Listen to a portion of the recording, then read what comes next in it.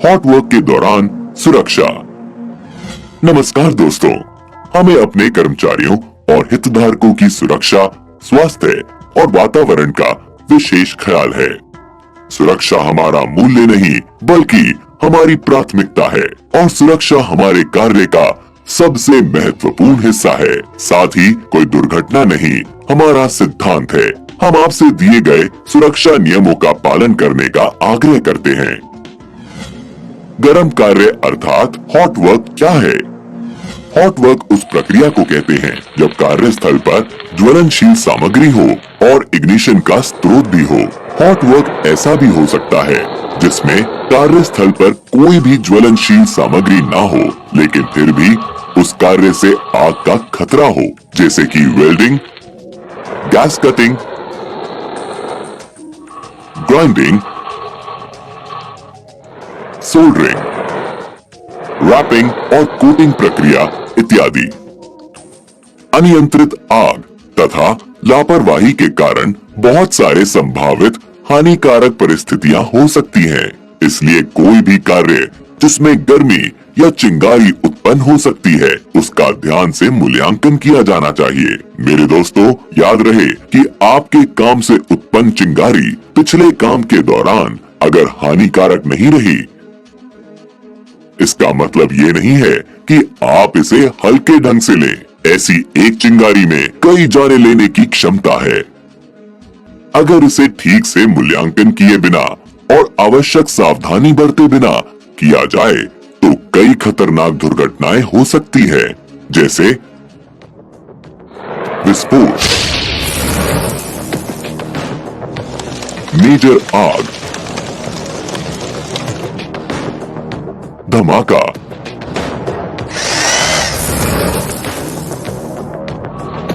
व्यक्ति को चोट लगना, पर्यावरण प्रदूषण, बिजली द्वारा जल जाना। हॉट वर्क करने के लिए सुरक्षा की आवश्यकता। कार्यस्थल पर निरीक्षण करके पहचान की जाएगी कि कौन सा क्षेत्र सामान्य है और कौन सा खतरनाक ज्वलनशील, जिसका आधार होगा कि ठोस, द्रव्य और गैस की स्थिति में ज्वलनशील पदार्थ कहां रखें, चढ़ाएं और उतारे जाते हैं। वेल्डिंग, कटिंग या ब्रेजिंग ऑपरेशंस द्वारा उत्पन्न खतरों के संपर्क में आने वाले कर्मचारियों को व्यक्तिगत सुरक्षा उपकरणों द्वारा आवश्यकताओं के अनुसार संरक्षित किया जाएगा।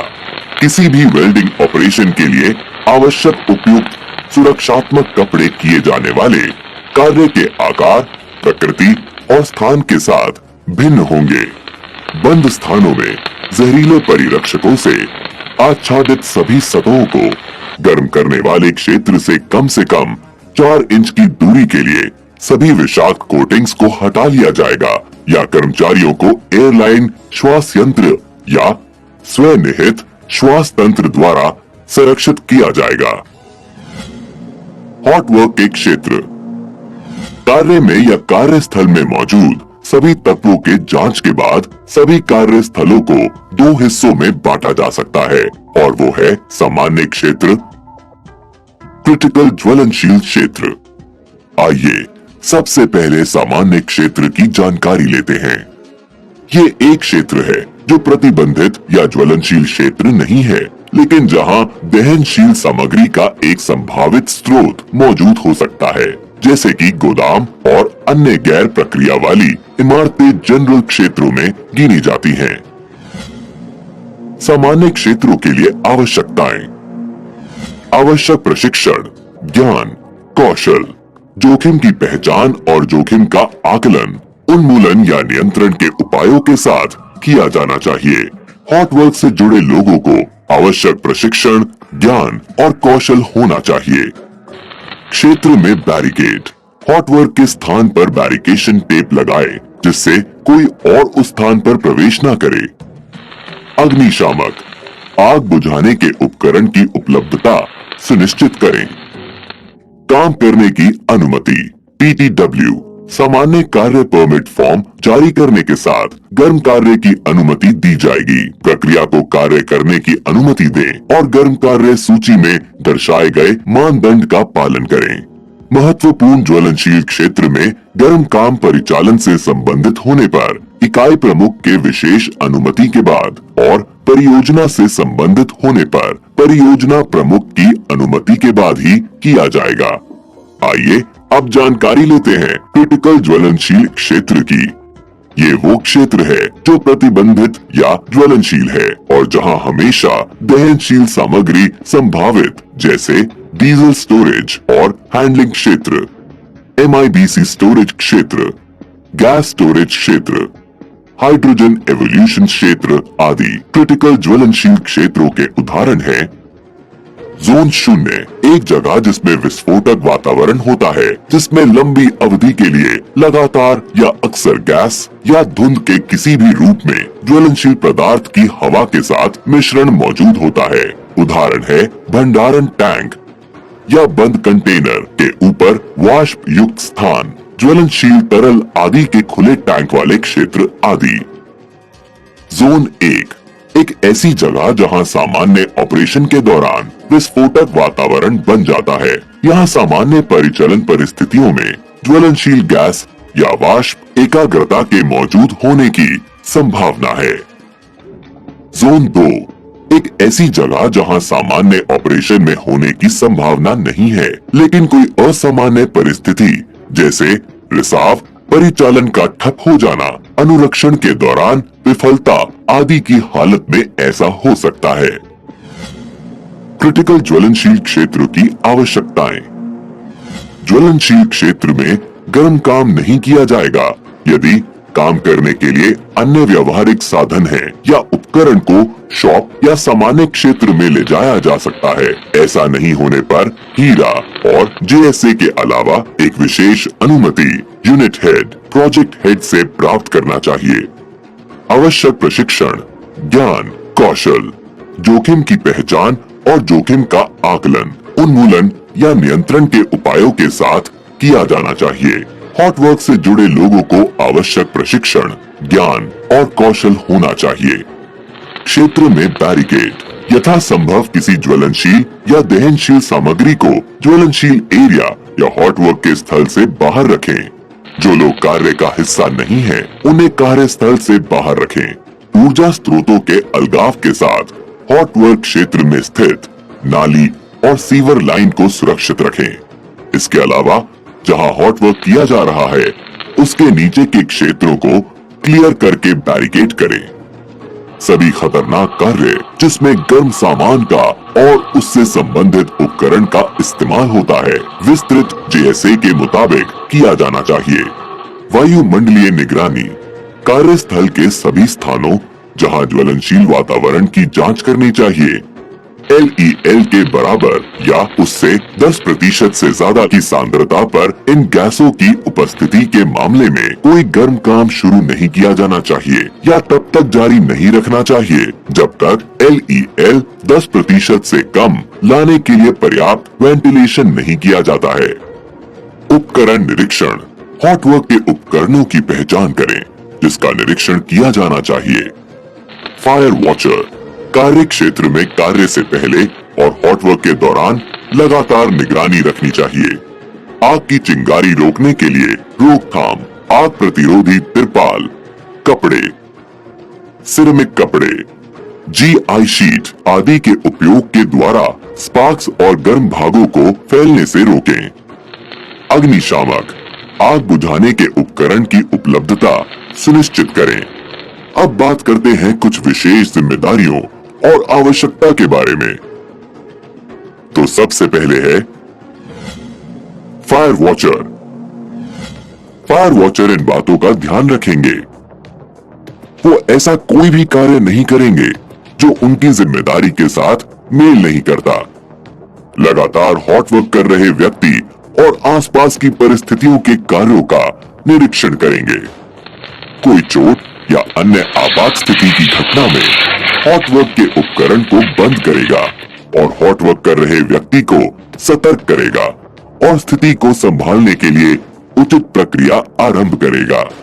केवल वे लोग जो इन सभी के लिए सक्षम हैं, हॉट वर्क करने के लिए फायर वॉचर के रूप में नामित किए जाएंगे। ज्वलनशील वातावरण निगरानी उपकरण, आग बुझाने के विशिष्ट उपकरण और संबंधित फायर सिस्टम से प्रशिक्षित होने चाहिए। आग सुलगने से अनचाहे स्पार्क को रोकने और फिर बाद में आग नहीं पकड़ने के लिए हॉट वर्क के पूरा होने के बाद न्यूनतम 60 मिनट के लिए फायर वॉचर को साइट पर रहना चाहिए। गर्म स्लैग या स्पार्क्स को रोकने के लिए गैर दहनशील सामग्रियों का उपयोग करें या यदि संभव हो तो दहनशील सामग्री को अलग स्थान पर ले जाएं। यदि हॉट कार्य ऊंचाई वाले क्षेत्रों में होता है तो एक से अधिक फायर वॉचर प्रदान करना आवश्यक हो सकता है। अग्निशामक यंत्र का उपयोग करें। कार्य के तथा स्थान के मुताबिक उचित प्रकार का आग बुझाने वाला यंत्र रखें। वर्ग ए, बी, सी या डी क्लास की आग पर असर, क्षमता तथा शमन एजेंट पर विचार किया जाना चाहिए। अग्निशामक पूरा चार्ज और उपयोग के लिए तैयार होना चाहिए। आग बुझाने की मशीन के उचित उपयोग से ऑपरेटर जानकार होना चाहिए। आग बुझाने का यंत्र हॉट वर्क के लिए समर्पित होना चाहिए। प्राथमिक बचाव के रूप में इमारत में लगी अग्निशामक का उपयोग न करें। ज्वलनशील वायुमंडलीय निगरानी, दिनांक, समय, निगरानी करने वाले व्यक्ति के नाम और ज्वलनशील पदार्थ के मौजूद निम्न स्तर को दर्ज किया जाना चाहिए। वातावरण में स्वीकार्य वायु गुणवत्ता स्तर, ऑक्सीजन कम से कम 19.5% और अधिकतम 23.5% से ज्यादा नहीं होनी चाहिए। ज्वलनशील वातावरण की निगरानी सभी ज्वलनशील क्षेत्रों में हॉट वर्क के लिए की जाएगी। साइट पर निरीक्षण के समय ज्वलनशील वातावरण की जांच की जाएगी। जिन परिस्थिति पर कार्य परमिट दिया गया था, अगर वो परिस्थितियां बदल जाएं, तो फिर से ज्वलनशील वातावरण की जांच की जाएगी। यदि परमिट को निलंबित कर दिया गया है और काम के ठहराव की वजह से फिर से ज्वलनशील वातावरण की जांच की जाएगी। सभी वायुमंडलीय निगरानी उपकरणों को कैलिब्रेट किया जाना चाहिए और निर्माता के निर्देशों के अनुसार उपयोग करने के पूर्व प्रदर्शन का परीक्षण किया जाना चाहिए। हॉट वर्क की कुछ विशेष आवश्यकता। हॉट वर्क में लगने वाले सभी उपकरणों का इस्तेमाल से पहले निरीक्षण किया जाना चाहिए, जिससे ये सुनिश्चित हो कि ये अच्छा काम कर रहे हैं। इन सभी टूल्स, उपकरणों और सामानों का ISI या समकक्ष प्रमाणित होना चाहिए। इनके उदाहरण कुछ इस प्रकार हैं। होज एवं क्लैंप, दोनों तरफ फ्लैशबैक अरेस्टर लगे हुए cutting set torch, regulator, cylinder, विस्तार तार, ग्राइंडर, हथौड़े के हैंडल और हेड और हथौड़े से पीट कर काम करने वाले tools, welding machine, plasma arc काटने की मशीन, वेल्डिंग के तार, होल्डर आदि। वेल्डिंग मशीन का निरीक्षण। मशीन के निरीक्षण में न्यूनतम निम्नलिखित बिंदुओं पर विचार करना चाहिए। उपकरण स्थापित करना। जब उपयोग में नहीं होता है तो संपीड़ित ईंधन गैस सिलेंडर को खड़ी हालत में रखें तथा सिलेंडर वॉल्व पर रक्षक कैप लगाकर रखें। ऑक्सीजन या ईंधन सिलेंडर पर रेगुलेटर स्थापित करने से पहले तेल या दूषित पदार्थों के नहीं होने के लिए रेगुलेटर वॉल्व और सिलेंडर वॉल्व का निरीक्षण करें। गंदे घटकों का उपयोग न करें। वॉल्व पैकिंग ग्रंथियों के चारों ओर लीक के लिए सिलेंडर वॉल्व की जांच करें। क्षति के लिए सिलेंडर वॉल्व थ्रेड्स की भी जांच करें। वॉल्व नोजल के एक तरफ खड़े होकर सिलेंडर वॉल्व को धीरे से खोलें। स्क्रू को बाएं तरफ घुमा करके रेगुलेटर पर तनाव कम करें। सिलेंडर पर रेगुलेटर संलग्न करें। सिलेंडर वॉल्व पर रेगुलेटर संपीड़न नट को अधिक ना कसें। रेगुलेटर और गेज के एक तरफ खड़े होकर धीरे धीरे ऑक्सीजन सिलेंडर वॉल्व को धीरे से खोलें। पूरी तरह से ऑक्सीजन सिलेंडर वॉल्व खोलें। ईंधन गैस सिलेंडर वॉल्व खोलें। रेगुलेटर पर नली संलग्न करें। यदि नली नहीं है या सेवा से बाहर रही है तो इसे हर 50 फीट नली के लिए 5 सेकंड के लिए पर्ज करें। बैठने की सतहों और टॉर्च के ओ रिंग्स की जांच करें। टॉर्च को इकट्ठा करो। नोजल की छिद्र की जांच करें। अगर ये अवरुद्ध है तो इसे केवल नोजल क्लीनिंग टूल से साफ करें। टिप को साफ करने के लिए किसी भी मुलायम सामग्री पर कटिंग या हीटिंग टिप को ना रगड़ें। हॉट वर्क के लिए उपकरण तैयार करना। अवशिष्ट सामग्री को बाहर करना संभव नहीं है। सामग्री को साफ करने के लिए इनर्ट पर्जिंग का उपयोग किया जाता है। उपकरण से सभी ज्वलनशील या दहनशील सामग्री को साफ करें। ज्वलनशील पदार्थों को साफ करना सुनिश्चित करें जो लाइनर के पीछे या डेड लेग्स में फंसे हो सकते हैं। लोटो मानक आवश्यकताओं और प्रक्रिया प्रवाह डायग्राम और पाइपिंग और मापक यंत्र डायग्राम के अनुसार ऊर्जा स्रोतों को अलग करें। हवा का अंतर प्रदान करने के लिए पाइपिंग को डिस्कनेक्ट करें ताकि कोई भी सामग्री उस क्षेत्र या उपकरण में प्रवेश ना कर सके जहां हॉट वर्क किया जा रहा है। ब्लॉक स्थापित करें। जब उपयोग किया जाता है तो वे पहचानने योग्य और अलग होंगे और सेवा के लगाए गए रसायन तापमान और दबाव के लिए उपयुक्त होंगे। जब उपरोक्त 3 विधियां संभव नहीं है तो एक दस्तावेज जो खतरे के विश्लेषण और यूनिट हेड प्रोजेक्ट हेड से अनुदित हो के साथ अन्य अलगाव विधियों का उपयोग किया जाएगा। अवशिष्ट सामग्री की सफाई संभव नहीं है। ये सुनिश्चित करें कि प्लग, स्टोपल्स और पर्ज गैसों का उपयोग हो। लोअर धमाका सीमा LEL गर्म काम के बिंदु पर 0% पर है और पर्ज गैस के बाहर निकलने के बिंदु पर LEL 10% से कम है। सामग्री को साफ करने के लिए इनर्ट पर्जिंग का उपयोग किया जाता है। सुरक्षित कार्य परमिट या हॉट कार्य संचालन प्रक्रिया में निम्नलिखित दस्तावेज को दर्ज करें। पर्ज गैस का उपयोग किया जाना है। संभावित ऑक्सीजन की कमी वाले वातावरण में वेंटिलेशन और कर्मियों की सुरक्षा के लिए विचार। ऑडिट और स्वयं मूल्यांकन। SRP और ऑडिट उप समिति द्वारा निर्धारित कार्यक्रम के अनुसार साइट ऑडिट टीम द्वारा पहली पार्टी ऑडिट किया जाएगा। ऑडिट निम्नलिखित पहलुओं पर ध्यान केंद्रित करेगी। इकाई और संयंत्र अनुभाग के स्तर पर प्रोसीजर के बारे में ज्ञान। मानक और यूनिट स्तर प्रोसीजर का अनुपालन। प्रोसीजर का कार्यान्वयन विशेष रूप से बहिष्करण के तहत प्रोसीजर। प्राधिकरण का अनुपालन, प्रलेखन और रिकॉर्ड। कमी को सही करने वास्ते कदम उठाने के लिए SBU हेड HOD को रिपोर्ट करने के बाद संबंधित यूनिट हेड प्रोजेक्ट हेड को कमियों का रिकॉर्ड प्रस्तुत किया जाएगा।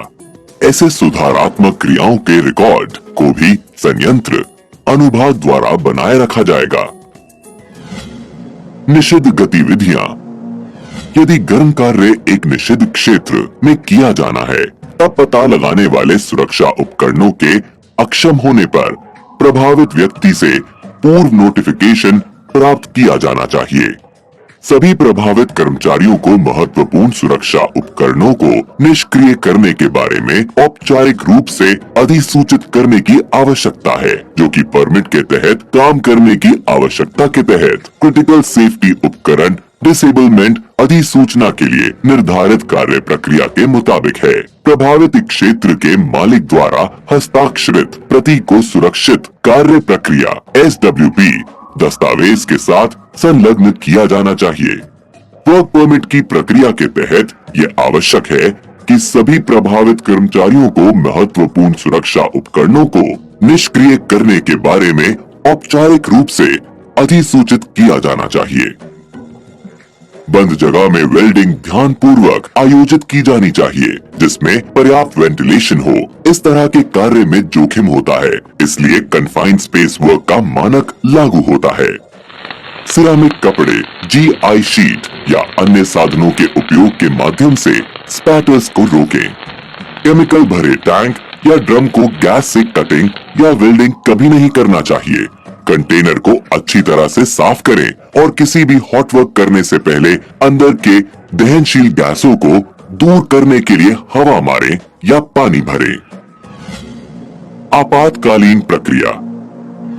साइट पर इन आवश्यकता के अनुसार आग की आपात स्थिति के लिए प्रक्रिया योजना सुनिश्चित करेगा, जिसमें कुछ बातों का ध्यान रखना आवश्यक होगा, जैसे अग्निशामक कर्मियों और फायर वॉचर को अग्निशामक प्रशिक्षण देना, जिसमें खतरनाक परिस्थितियों में आग का सामना करना शामिल हो।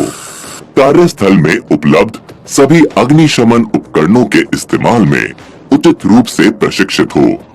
जहां हॉट वर्क किया जाता है, एक पोर्टेबल फायर एक्सटिंग्विशर जो आग जोखिम के प्रकार के लिए उपयुक्त है, उस स्थान पर उपलब्ध होना चाहिए जहां काम किया जा रहा है।